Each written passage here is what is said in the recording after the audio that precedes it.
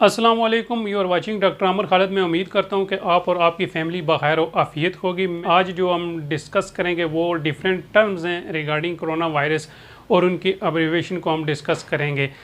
अगर आपने अभी तक मेरा चैनल सब्सक्राइब नहीं किया तो फौरी तौर पर इस रेड बटन पर क्लिक करें और मेरा चैनल सब्सक्राइब करें। मैं उम्मीद दिलाता हूँ कि आपका ये फ़ैसला आपकी ज़िंदगी को तब्दील करके रख देगा। कम टू द टॉपिक, हम अपने टॉपिक की तरफ आते हैं। जो कोरोना वायरस के मुख्तलिफ वेरिएंट हैं, इनको किस नाम से जो है वो डॉक्यूमेंट किया जाता है, इनके अब्रीवेशंस क्या हैं, इनके मतलब क्या हैं, इनके केसेस कब रिपोर्ट आना शुरू हुए, हम इस चीज़ को डिस्कस करेंगे।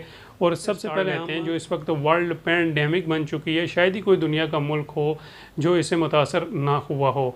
तो कोविड-19 है, जो कोविड-19 में CO जो है वो उसका मतलब है कोरोना, VI का मतलब है वायरल और D का मतलब है डिजीज़। 19 से मुराद इसको लिया जाता है कि जी के 2019 में इसका जो है वो फर्स्ट केस रिपोर्ट होना शुरू हुआ। नोवल कोरोना वायरस है इसका काजेटिव एजेंट, यानी कि कोरोना वायरस की एक नई शेप। और जो इसका एक्यूरेट जो काजेटिव एजेंट है या कौन सा कोरोना वायरस इसका काजेटिव एजेंट है, तो उसे सार्स कोविड-2 के नाम दिया गया है। अब इसके बाद हम आ जाते हैं सार्स पे। सार्स भी जो है वो कोरोना वायरस की ही वजह से काज होता है और इसको जो एब्रीवेशन इसका बनता है सीवियर एक्यूट रेस्पिरेटरी सिंड्रोम। इसका जो आखिरी केस है वो 2012 में इसका लेबल हुआ है और इसका जो मोर्टेलिटी रेट है वो कोरोना जो कोविड-19 है इससे थोड़ा सा तेज़ है, यानी कि 10% है और ये एक फैटल डिजीज़ है। लेकिन इसके बाद इसका जो केसेस ऐसे रिपोर्ट नहीं हुए और जो है कोविड-19 के केसेस रिपोर्ट हुए जिन्होंने पूरी दुनिया को अपनी लपेट में ले लिया। अब तीसरी इसकी एक जो शक्ल है वो मर्स है, MERS, middle east respiratory syndrome. 2003 में इसका जो है वो आखिरी केस रिपोर्ट हुआ।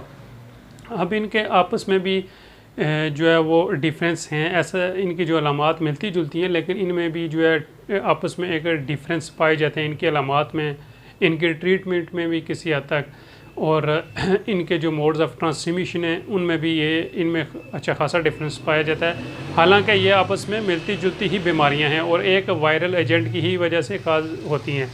अब जो कोविड-19 है उस स्पेशलिटी इस वजह से है कि उसका जो थ्रेशोल्ड ट्रांसमिशन का वो इन बाकी वेरिएंट की इससे बनिस्बत तेज़ है, यानी कि उसको जो स्प्रेडनेस है वो बहुत तेज़ होती है, रेस्पिरेटरी ड्रॉपलेट से होती है।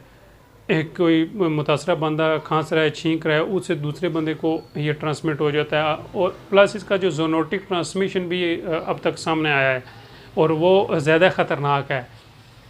इसका जो मोर्टेलिटी रेट है 2.5% है। इसके जो अराउंड अबाउट 20% पेशेंट्स को हॉस्पिटल एडमिशन की ज़रूरत पड़ती है।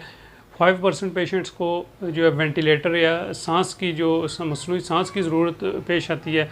और इस वक्त इसकी ये एक जो है कैलकुलेटेड डेटा हमारे सामने है। सार्स जो सीवियर एक्यूट रेस्पिरेटरी जो सिंड्रोम है ये अभी कदरे कम है, इसके ऐसे केसेस रिपोर्ट नहीं हो रहे हैं।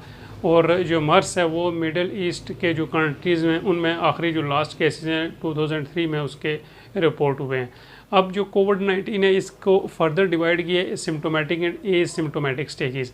जो इसका सिम्टोमेटिक है उसको फर्दर आगे डिवाइड किया गया है mild, moderate, severe and critical stage, और यानी कि 4 मज़ीद स्टेजेस में इसे डिवाइड किया गया है। तो ये जो डिफरेंट तरह के टर्मिनोलॉजी आपसे डिस्कस की है ताकि जो डॉक्यूमेंटेशन हो रही है उसमें आप इजीली समझ सकें कि ये क्या चीज़ डिस्कस हो रही है।